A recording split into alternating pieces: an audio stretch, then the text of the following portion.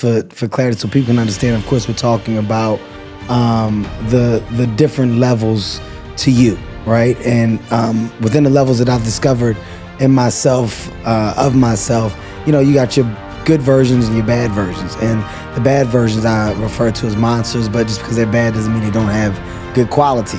And when you're winning and you're succeeding, there's this idea that everything is right. There's this idea that perfection is now presenting itself and life moving forward is going to be just an easy road. And it's not until you're in that position where you expect perfection and you think that you start to see the true problems and flaws really present themselves. And, my monsters have been masked and disguised in various different ways, but I've been able to pinpoint them throughout the years because some of those monsters grew, got stronger, developed. You're talking about the world of an ego, the idea of who you think you are versus what you are, or the idea of expectations and needs as to what you feel you need and what you have to have. That's a monster that's feeding that, right? That engine of, well, now that I'm making money, this is what I should have, this is how I should look, this is how I'm supposed to be. That's a monster that you're feeding, because ultimately you're buying in to something that you're creating. You're enhancing this world of thought. And it's not till you sit down and you take a breather and you start to really figure out the true definition of happiness for you. You start to really understand the adult that you have grown into and the level of maturity that has now, I guess you can say, have been banked inside the human that you are. You're banking so much over the years, and ultimately you're shaping and molding yourself into this grounded, hopefully, this grounded individual that you're proud to look at in the mirror at the end of the day. I had to get to a place to where I was looking in the mirror and I was proud of what I was looking at, and I was okay with checking myself. I was okay with pointing out my flaws. I was okay with knowing what I do well and what I do wrong. And at the end of the day, there's no consequence to always improving. There's no consequence to growing. You're in a time now where people almost frown upon the world of growth. I embrace that. I embrace the world of correction. So the monsters and the world of how to tame them came from me understanding the different levels of monsters that have presented themselves to me over the years, and me getting them to a point to where I put them in a place where I can control them. They're still there. They can rear their heads, but I can say, sit down. That's not necessary. That's not needed. And I can tell when one is trying to take me back to a place of old. But at the age 43, it's exciting to know that I've grown from so much, and the world of want is significantly different than what it once was. It's really interesting you being complacent. As a child, I wasn't really a kid that embraced the world of challenge, right? I was very complacent.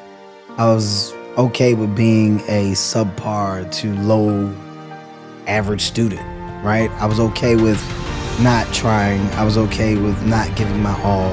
And I was kind of okay with getting over, right? So the biggest memory that I have in my childhood is like when I got to that early teen years, that 12, that 13, that 14, being sneaky and thinking that you're constantly one-upping someone was that's what I was embracing at the highest level. Do your homework. I did it. Did you really do your homework? I did it. And you taking my word for it and not checking my homework. Oh, I didn't do it, but you think I did. I got over it. Ultimately, you're slowly cheating yourself over the course of years, and it's not until you get a reality check as to why that work was necessary that you realize you're just not doing what you're supposed to do with your life, right? You're not giving your all. I had a lot of different examples of that. I truly had a mom that made sure that I had, and I didn't take advantage or embrace the real work that she put in until I got to an older age of true understanding. But to be honest, I really threw a lot of those things to the side. The extracurricular activities the swim teams, the football teams, the basketball teams, the track and field, the baseball, all of these things as a kid, you don't understand your parents are doing to try to provide you with a world of opportunity. They're trying to keep you occupied. They're trying to embrace this idea of hard work, effort, activity, engage. They're doing all these things, or all of these things to their kids, or hopefully, right, for their kids, to put their kids in a position to just want the best, compete, study, learn, be excited about their future. That light bulb went off late. Thankfully, when it went off at the right time, and I was able to identify a lot of stuff that I couldn't then. And also, thankfully, that a lot of the lessons that my mom constantly embedded in me about, you don't start things that you're not going to finish, you don't quit, apply your all, do this or don't do it. You're not cheating anybody but yourself. All of these things that I heard over the course of time, there was a moment when I got older, it all hit at the same time. But the real memory for me now, looking back, is I'm glad that I do see that I am aware of that, because not being aware of that is the hugest loss. Thinking that I took full advantage, thinking that I really applied or tried myself, thinking that was 100% would be the real loss. So one of my best memories is knowing that at one point I was a slacker. You know, I was the guy that wanted to look like he was doing but never truly was, unless it was something that I loved and embraced. And, you know, that was basketball, but the chances of me making that were very slim.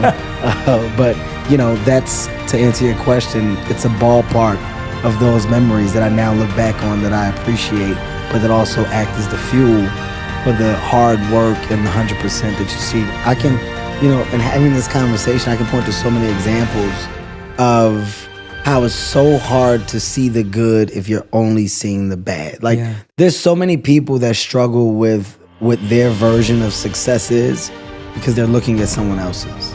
There's so many people that struggle with their world of relationship because they're judging theirs based off of someone else's, right? And when you're constantly in the space of not realizing or noticing your world, your reality, because you're living in what appears to be someone else's, well, your shit is never gonna be right. It's never gonna be right? Yeah, like if I'm looking at everybody's relationship with their father and I'm going, I want that. Well, I'm not embracing the world of good that came from my dad. I could have went down the road that my dad did. I could have easily been wrapped into the same world of, you know, drugs, gangs, violence, stick-up boys, right? Like the embracing the hood at the highest level. Not that I don't, because I do. That's where I'm from. But I could have embraced it at a much higher level and followed in the footsteps of my father, because that's what he did. But I was able to realize the mistakes he made. I was able to go, well, I don't want to go down that street because I see the consequences of it. That's a choice that I made, right? Some don't make that choice. By the way, no disrespect to those that haven't. It's to each his own. You do what you want based off of who you've seen or what you want to be true to. Live your life. Ultimately, we get one. Live it for you. Live it to the best space and place that you feel you can win at. That's my motto. I'm not here to tell you right from wrong. I'm saying I identify things differently and I make decisions based off of examples that I can look at as not bad, but ones that if I didn't have, I could have made that mistake. So without a lesson that was intentional, my dad's giving me lessons.